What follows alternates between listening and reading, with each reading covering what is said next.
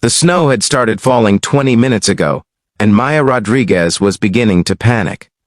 Her car had died on the side of Route 47, halfway between her apartment and the restaurant where she was supposed to meet her blind date. No heat, no lights, and her phone showed only 12% battery. She sat in the dark, cold seeping through her brown coat, trying to decide what to do. Call a tow truck and miss the date entirely?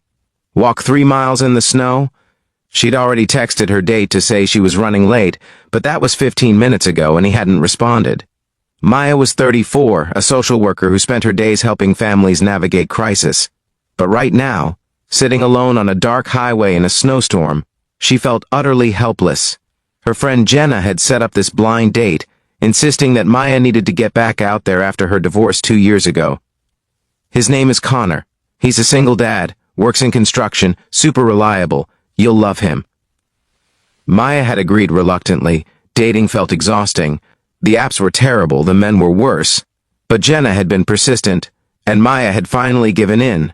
Now she was going to miss the date entirely because her 10-year-old Honda had decided tonight was the night to give up. Headlights appeared in her rearview mirror. A truck slowed and pulled up behind her, its hazard lights flashing. Maya's first instinct was fear, a woman alone on a dark road with a stranger approaching. But the alternative was freezing to death in her car. The truck door opened and a man got out, tall, maybe late 30s, wearing work clothes and a heavy jacket. He approached her window carefully, staying visible, not threatening. Maya cracked the window. "I'm fine, I already called for help." It was a lie, but a protective one. "Ma'am, I'm a mechanic. Well, construction foreman, but I know cars. It's getting bad out here. Let me at least look under your hood, see if it's something simple. If not, I'll wait with you until your tow truck arrives. You shouldn't be out here alone in this weather." Something about his voice, calm and genuinely concerned, made Maya trust him. She popped the hood. The man introduced himself as Connor while he examined her engine with a flashlight. "Alternator's shot. Battery's dead as a result. You're not going anywhere without a jump and a new alternator. Connor," the same name as her blind date. Maya almost laughed at the coincidence. "I can jump your battery to get you started, but you won't make it far. Where are you headed? Maybe I can at least get you somewhere warm." "I was supposed to meet someone at Brennan's Steakhouse," Maya said, "but I think that's not happening tonight." Connor looked up from the engine, surprised. "Brennan's? On Oak Street?" "Yeah, why?" "Because that's where I was headed. I'm supposed to meet someone there too.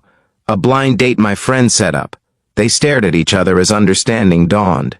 The snow fell harder around them, nature conspiring to turn a disaster into something else entirely.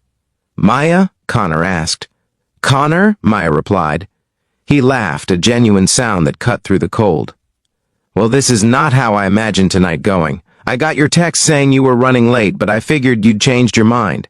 I was sitting in the parking lot of the restaurant trying to decide if I should wait or just go home.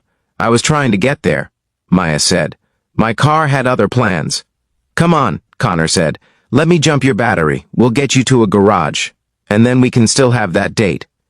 Unless you want to call it off, which I'd completely understand given the circumstances." "Honestly," Maya said, "this is already more interesting than any first date I've been on in years." Connor got her car started with jumper cables from his truck. He followed her to an all-night garage, where the mechanic confirmed the alternator was dead and could be replaced in the morning. Connor offered to drive Maya home, but she surprised herself by suggesting they still go to dinner. "I'm already out," she said, "and I'm starving. And you're clearly not an axe murderer since you're the person I was supposed to meet anyway." They ended up at a diner instead of the fancy steakhouse, sitting in a worn booth with mugs of hot coffee and plates of breakfast food even though it was 8 p.m. The informal setting made conversation easier. Connor told her about his daughter Lily, who was 9 and wanted to be an astronaut, about his ex-wife who'd left when Lily was 4, deciding motherhood wasn't for her, about the construction company he'd built from nothing, working his way up from laborer to foreman to owner. "I almost canceled tonight," Connor admitted. "I've been on maybe 5 dates since my divorce, and they've all been disasters. The last woman spent the entire dinner on her phone. Another one told me single dads were too complicated and left before appetizers arrived. Maya understood completely. My ex-husband told me I was too focused on my work, too intense about helping other people. He wanted someone who'd make him the center of her universe. When I couldn't do that, he found someone who would. That's ridiculous, Connor said. Being passionate about helping people is admirable, not a character flaw. That's what I thought, Maya said. But after enough rejection, you start wondering if everyone else is right and you're wrong. You're not wrong, Connor said firmly. And anyone who makes you feel that way doesn't deserve you. They talked until the diner staff started stacking chairs. When Connor drove Maya home, they sat in his truck outside her apartment for another hour, neither wanting the night to end. This was the weirdest first date I've ever been on, Maya said, and somehow the best one. Same, Connor agreed, though I'm sorry about your car. That alternator replacement isn't going to be cheap. Worth it, Maya said. If my car hadn't broken down, we would have had a formal, awkward dinner at a fancy restaurant. Instead, we had breakfast food at midnight and actual conversation. I think your truck's alternator saved us from a terrible first impression. My alternator? Connor laughed. Your car's the one that died. Exactly. My car sacrificed itself so we could have a real date instead of a performance. Connor looked at her, something warm in his expression. Can I see you again? Somewhere that doesn't involve car trouble or snowstorms? I'd like that, Maya said over the next 6 months. Maya and Connor built something real. She met Lily, who was initially skeptical but warmed up when she learned Maya ran art therapy groups for kids. Connor met Maya's teenage nephew, who she'd helped raise after her sister's death, and bonded with him over construction projects. They were honest about their baggage. Connor's fear of being abandoned again. Maya's tendency to work too much and neglect her own needs. They talked through conflicts instead of avoiding them. They showed up for each other's kids. They built slowly, intentionally, with the care of two people who'd been hurt before and didn't want to repeat mistakes. 1 year after the night her car broke down, Maya and Connor returned to that same stretch of Route 47. It was summer now, warm and clear. They pulled over at the exact spot where they'd met. I was so frustrated that night, Maya said. Angry at my car, at myself for agreeing to a blind date I didn't want to go on. And then you showed up. I almost didn't stop, Connor admitted. I was running late for our date and I was already anxious. But my dad always stopped to help stranded drivers. He said you never know when you might be saving someone's life, so I pulled over out of habit. I'm glad your dad taught you that, Maya said. Connor pulled a small box from his pocket. Me too, because that habit led me to you. He opened the box to reveal a simple, beautiful ring.